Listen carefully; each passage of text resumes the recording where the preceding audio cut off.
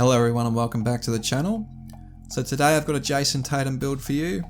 I decided to make this build after he hit the game winner against Brooklyn in game 1 of the playoffs, so make sure he's a small forward. Now for the body settings, he is listed at 6'8", so definitely put the height to 6'8". In terms of weight, I put it to 187, which is 2 pounds above the minimum. It doesn't change too much, but it didn't affect the build in any way. I didn't lose any badges or attributes that I wanted. So I definitely think that if you can increase the weight without hurting the build, it is worth it, because any type of extra size does help in game, I feel. In terms of wingspan, I did put it up to 7 foot. You are 6'8", so you do sort of want a longish wingspan. It just helped with some of the stats as well. Body shape's up to you. I like defined for guards and wings. And we'll move on. So for the close shot, we want to put that to 80. So at 80, it just unlocks, hook specialist silver, because this build will be getting some post control, so you will be able to post up with this build. It also unlocks gold fast twitch and gold mouse in the house. There's some handy badges if you do like them. In terms of driving layup, I do recommend, if you're going to build a player with any type of slashing, 89 is the minimum requirement for driving layup. It unlocks fearless finisher gold, acrobat gold and slithery finisher gold, so all the layup badges are all gold at 89. If you go any lower, you do lose fearless finisher to silver. So 89 is definitely the sweet spot. In terms of driving dunk, 84 is where you get contact dunks, the pro contact dunks, and I've bumped it up to 85. Because Tatum can definitely posterize players. We all remember his dunk against LeBron in his rookie year in the playoffs. So he can definitely take some bodies at the rim. And at 85, you do unlock a lot of animations in the store that you can buy and use. So 85 is definitely the sweet spot. In terms of standing dunk, I do recommend putting it to 66. You are 6'8", and if you're going to make any type of forward or center, you do need standing dunk. Please don't take this away thinking you'll never use it, because there will be times where someone will be locking you up on the perimeter and you'll be able to get a backdoor cut.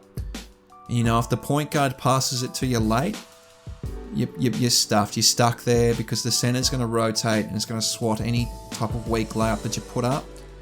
But if you can dunk it, you're going to make a bucket more times than you're going to miss it. So I definitely think standing dunk's worth it, and at 66 it just gives me an extra badge point. In terms of post control, like I said, this build does get post moves.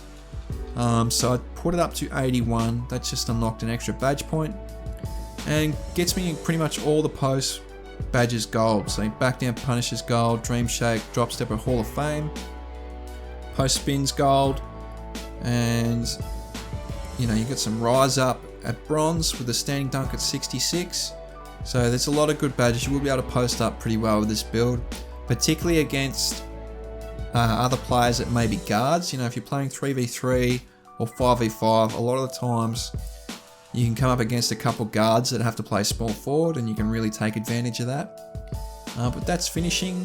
In terms of shooting, this is definitely what he's probably the greatest at, his mid-range shots and his 3-point shooting. He's a 38% career 3-point shooter, and he's had some seasons where he shot over 40%. So he's definitely a really good shooter. And at 84, you just unlock catch and shoot gold. I think if you're going to make a build that can shoot really well, 84 is probably the minimum, because everything is gold except for Deadeye that I would use. I think Blinders got nerfed earlier in the game cycle, but Deadeye is definitely a really great badge. But at silver, you'll still be able to hit some contested shots on closeouts. In terms of free throw, I think he's about an 86% free throw shooter. I put it to 84. That's just what I had left. I think that's still a great rating for free throw.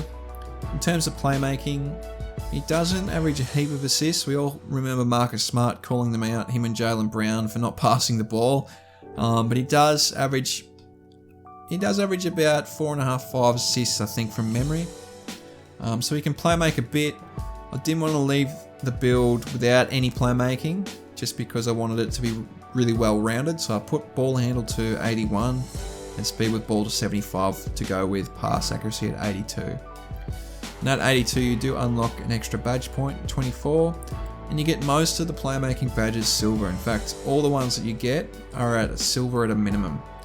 So you can definitely playmake with this build. It's not going to be a guard build, so don't expect to have a lot of things gold or Hall of Fame, but you will have a really nice balanced playmaking build at small forward.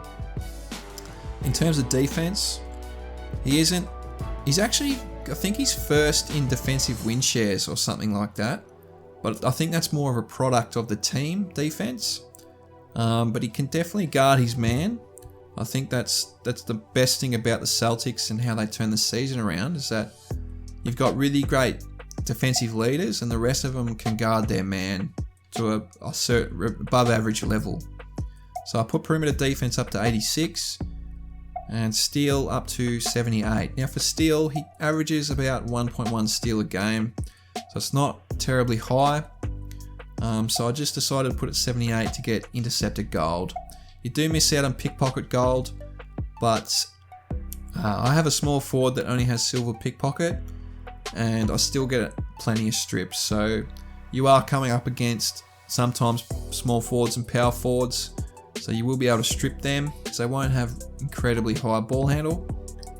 In terms of block, he averages 0.9 blocks per game, so he's not going to stuff a heap of shots. But I thought for the game, and I had the attribute points left, I thought it'd be wise to put up block just to get intimidated gold and rim protector. You don't have any interior defense, but having the badge available to you can be handy. If you do play a lot of power forward, you might want to put that on.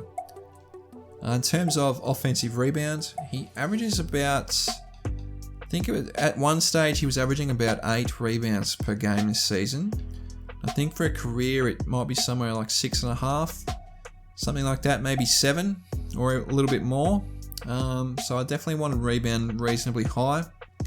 And at 81 defensive rebound, you do unlock silver rebound chaser, which I think is important. So that's there for you if you do want to put that on. In terms of physicals, I'll put speed and acceleration to 75. So at 6'8", you're not going to be able to be really fast out there on the court, but 75 is definitely quick enough to move around and still get yourself open. Anything high, the highest you can get with this is 80 sprint speed and 78 acceleration. And I mean, what's 3 and 5, badge like attribute points? What's that really gonna make a difference? Probably not much. So 75 speed and 75 acceleration is good enough.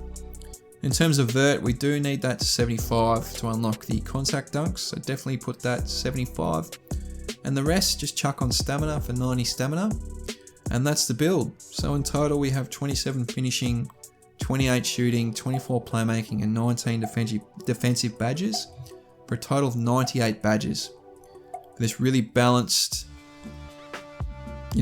build, shot creating build. You'll be able to shoot, finish, playmake, defend your man. It's a really balanced build, so you should be able to have fun with this one. Now for the takeovers, I just chose negative impact. He's definitely a product of Kobe Bryant. Shot creator in the mid-range, so any pull-ups, step-backs and spin shots that you do like to do, you'll be able to, get really hot with them when you have this takeover, and I just thought it was the most applicable to Tatum. And also finishing moves, like I said before, you can definitely catch your body at the rim. So as we can see, you've built a facilitating 3-level two-way. Shades of Latrell Sprewell, Kawhi Leonard and Jimmy Butler. Definitely think Kawhi Leonard and Jimmy Butler are quite similar. They're probably better defenders, but in terms of how they score, I think they're quite similar to Jayson Tatum. But we'll take a look at the badges. Now for finishing, I recommend just starting with all the layup and dunking badges. So posterizer, unstrippable, slithery finisher, fearless finisher, limitless takeoff. They're all great. And then for post moves, I would say just put on the ones that you use the most, but you've definitely got enough to have at least all of them bronze. So you got post spin bronze, hook specialist bronze, back down punisher bronze, drop stepper bronze, And then you've still got 5 to play with, so you could upgrade drop stepper, upgrade back down punisher, particularly if you're coming up against guards that have to play small forward. That can be really great. You might want to put hook specialist up, and then with the last one you might want to put on fast twitch to help with standing dunks.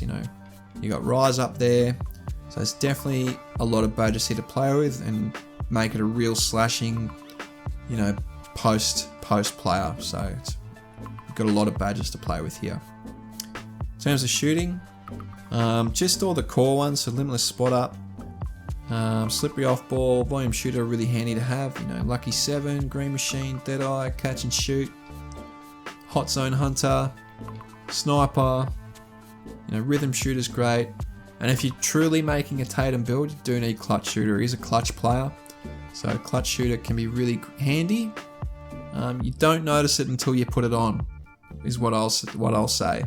If you do have it on, you do notice it, particularly late in games. So that would be a sort of a layout I would go with for Jayson Tatum. In terms of playmaking, I think just all the core ones as well. So bullet passer, hopper drive, quick first step, tight handles is handy to have, triple threat duke. He does play out of the triple threat a lot. Space creator, of course. Needle threader, glue hands, dimer.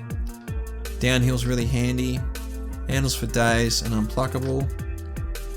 When you do start your career, I would recommend putting some extra badges into playmaking, just to get maybe unpluckable and handles for days silver. If you don't really want to have triple threat duke, that's cool. Tight handles even, you can upgrade unpluckable, and then you only need 1 more for handles for days. So that could be a layout you could go with.